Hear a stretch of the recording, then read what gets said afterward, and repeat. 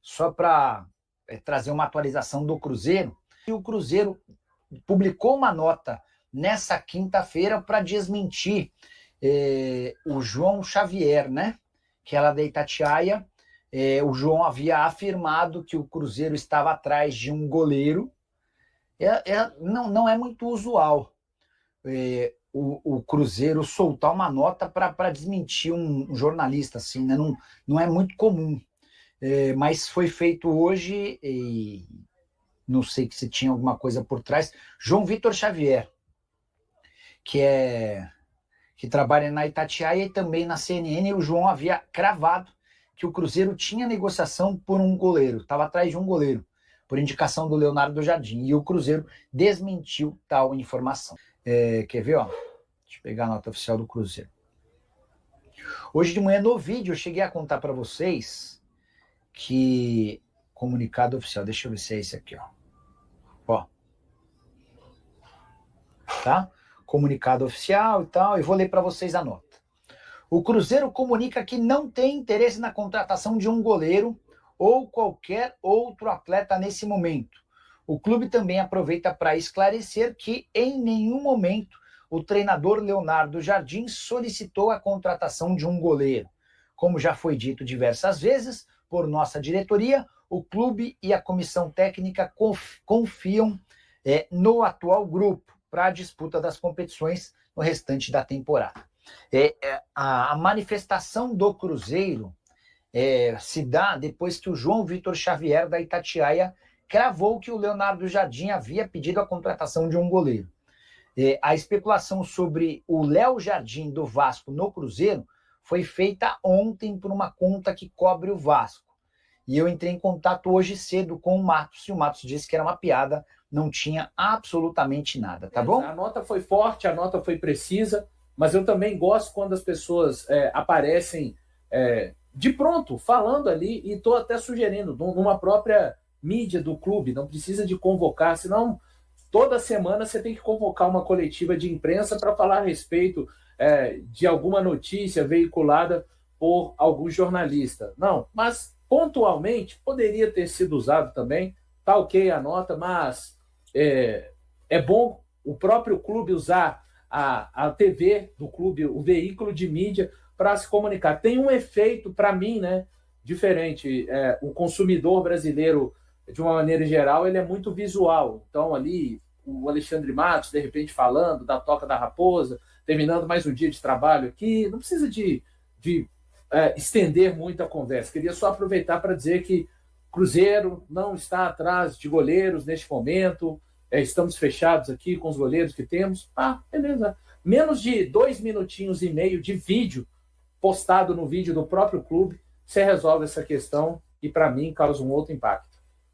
E o que eu falei mais cedo, e repito aqui na resenha, é o seguinte, e eu compreendo, em um primeiro momento, o Cruzeiro ter avaliado, né? Porque estava na hora de avaliar, né? O Leonardo Jardim chegou, ele sabia o material que ele tinha à disposição. Quando ele é contratado, ele faz uma análise de tudo, né? E passam para ele, esse aqui é o elenco, e ele começa a estudar todas as questões. Mas eu compreendo ali vamos dizer, um susto inicial para se avaliar essa questão, porque ele chega, vai assistir o clássico, o Cássio toma aquele gol do Hulk que era defensável, né? Aí beleza, aí ele vai para a estreia. Aí tivemos aquela atuação do Léo Aragão, que uma infelicidade muito grande, né? E ele já estava ali, já tinha torcedor do Cruzeiro, Léo Aragão, hein? Uma sombra aí importante para o Cássio, hein? Então, tava todo mundo naquela vibe, né? E aí o técnico que chegou, ele vai assistir um jogo, o goleiro falha, comete uma falha. Ele vai estrear, o goleiro, o reserva, comete 2 falhas. Então, eu no lugar do Leonardo Jardim, teria o mesmo pensamento. Falo, gente de Deus, que isso aqui? Uma coisa é se avaliar ali, né, nos vídeos e tudo. Quando eu chego, vou assistir um jogo, uma falha, vou estrear 2 falhas, vamos repensar aí a história, vamos avaliar, mas avaliaram e decidiram que não iam buscar. e vendo hoje, acho que é uma atitude acertada. O Cássio, o jogo contra o América mesmo, muita gente falou ali sobre o gol do Marlon, mas acho que o Cássio ali fez uma partida bem honesta naquela eliminação. E agora vamos ver, né? Amanhã com o Botafogo, ou amanhã não, depois de amanhã, no amistoso contra o Red Bull Bragantino. E, poxa, até pouco tempo não, né? Mas nos jogos ali da Sul-Americana ali, o Cruzeiro chegar na final também tem uma participação importante do Cássio, né? Então que ele volte aí a ser um jogador importante e um goleiro confiável até para o Cruzeiro trabalhar, né, na subida do Otávio, né? O Otávio agora, pelo visto, já ficando em definitivo no profissional, porque teve jogo do Sub-20 ele não foi. Então, tomara aí que seja o goleiro do Cruzeiro no futuro, porque é um potencial absurdo esse garoto Otávio. Muito. E que possa se desenvolver. Tá na hora de finalmente a gente colher os frutos de um goleiro que a gente formou, né, na categoria de base. Nos últimos anos, por situações diferentes, a gente acabou não aproveitando e tem muito goleiro do Cruzeiro espalhado aí no futebol e fazendo bons papéis. E quando você vai ver, saiu daqui, ó, foi cria da toca. Pois é, mas o nosso gol passou alguns perrengues aí durante alguns anos. Ô Valu, e assim, você citou, a gente tem, por exemplo, o Gabriel Brazão no Santos, que todo mundo está bem feliz. O próprio Gabriel Vasconcelos, que em algum momento teve seu nome vinculado ao Cruzeiro, também foi formado aqui. O Rafael do São Paulo. Então, eu concordo muito com isso que você falou. Claro, o Cássio precisa se recuperar, é um goleiro que pode ajudar muito o Cruzeiro, já ajudou o Cruzeiro. Muita gente, é claro, ele acabou falhando ali na final da Copa Sul-Americana, mas quando o jogo estava 1-0 para o Boca lá na Bomboneira, ele faz uma defesa que talvez possibilita o Cruzeiro vir ao Mineirão vivo. E no jogo contra o Libertad, naquela loucura, um jogador a menos, o jogo 1-1, ele faz uma defesa com os pés. O 3-0, né? O Valu não gosta de citar tanto o 3-0 contra o Botafogo. A gente fica ali apegado aos 3 gols, claro, que o Cruzeiro fez, mas o Cássio foi quem teve a melhor nota do Cruzeiro naquele jogo, porque fez várias defesas de muito impacto. Então, a gente conta com o Cássio, conta com essa recuperação, e acho que o Leonardo Jardim também, até para preparar o Otávio. A gente estava aqui no dia do treino aberto, né, Samuel? Na sexta, e aí naquela atividade lá eram 7 tentativas do Robertinho de vazar os goleiros, e o Otávio, ele não foi vazado em 5. O Otávio evoluiu muito. O Otávio, com 16 anos, ele já figurava no Sub-20. Então, E aí o Robertinho começou a fazer gol que ele apelou, né, Pedro? O Robertinho apelou. Sim. E ele é um menino que tem evoluído muito, ele tem uma certa tranquilidade e ele evoluiu nisso para jogar com os pés.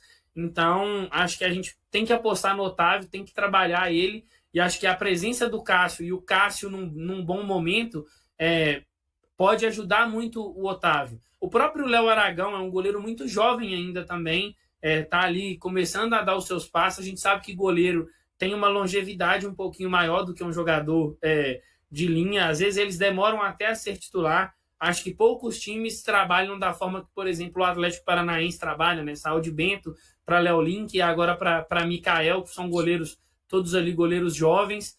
Então, o Cruzeiro tem que recuperar o Cássio. Acho que recuperar o Cássio é bom para o Cruzeiro, é bom para o Cássio e bom também para o Otávio, que vai ter mais tempo para se desenvolver e assumir a meta do Cruzeiro.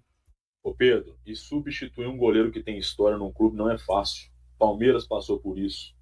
São Paulo. O Fluminense, depois do Diego Cavalieri, para mim o goleiro de alto nível que chegou lá foi o Fábio. O único time que sai goleiro, entra goleiro e mantém o nível é o Atlético Paranaense, porque todos os clubes têm essa dificuldade. Então o Cruzeiro vai ter que ter uma paciência para encontrar o goleiro que vai trazer essa tranquilidade. O Cássio tem um grande potencial, cara. Tem um grande potencial e fica a torcida para tudo se ajeitar. Mas não é fácil um clube encontrar um goleiro para substituir alguém que ficou tanto tempo debaixo das traves. O próprio Fábio, quando ele começou no Cruzeiro de titular, se existisse rede social na época, às vezes aconteceria com o Fábio o que aconteceu com o Rafael Cabral. Porque o Fábio teve um ano no Cruzeiro que foi lamentável. Era cada gol que ele tomava, Então, goleiro, para substituir alguém que ficou muito tempo, é paciência, cara, não é fácil.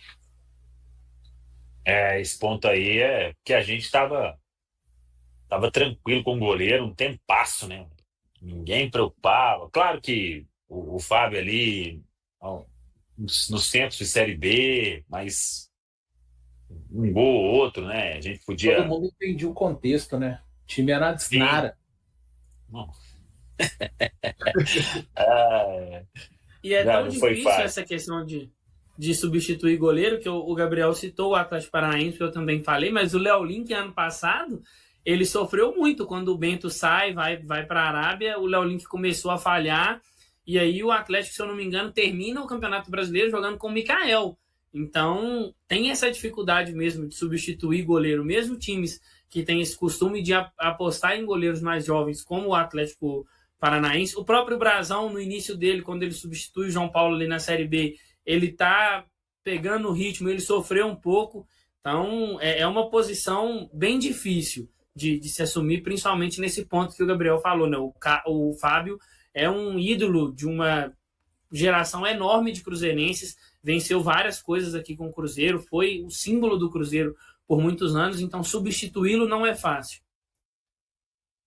Agora, a ideia com o Cássio, né? Eu não larguei mão do Cássio ainda, espero que ele se recupere.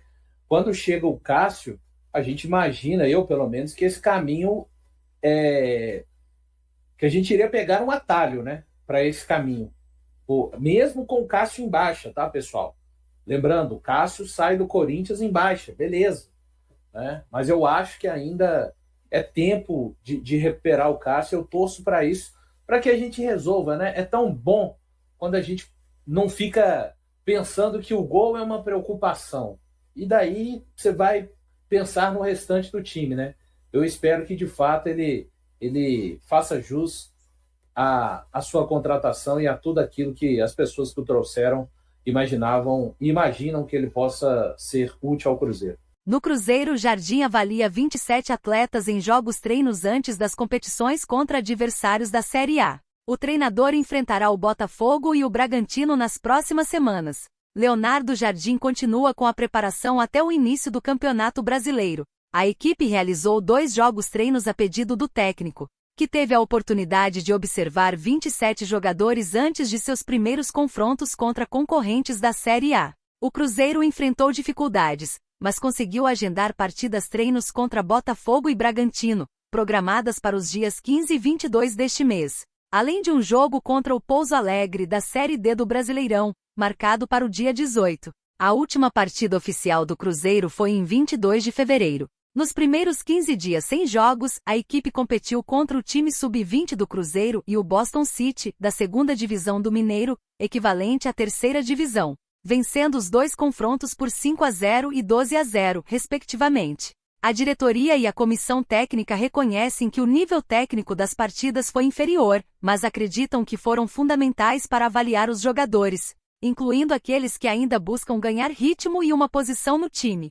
O zagueiro Janderson e o goleiro Otávio, que ainda não atuaram pelo time principal, participaram do jogo-treino contra o Boston City. Os últimos contratados, o zagueiro Gamara e o atacante Wanderson, também foram analisados durante esses testes. Até agora, Leonardo Jardim tem utilizado formações variadas e tem observado diferentes posições, como no caso de Vilauba jogando pela esquerda. É esperado que as equipes nos 3 testes restantes, especialmente contra Botafogo e Bragantino, reflitam mais o estilo de jogo que o técnico deseja implementar para o início do Brasileirão, que será contra o Mirassol no final do mês. Jardim foi contratado para substituir Fernando Diniz e anunciado no dia 4 de fevereiro, tendo comandado a equipe reserva na derrota para o Democrata de Governador Valadares e nos empates contra o América, que resultaram na eliminação na semifinal do Mineiro. E aí, galera, o que acharam? Deixem nos comentários. Não se esqueçam de deixar o like e de se inscreverem no canal e acionar o sininho para receber as notificações.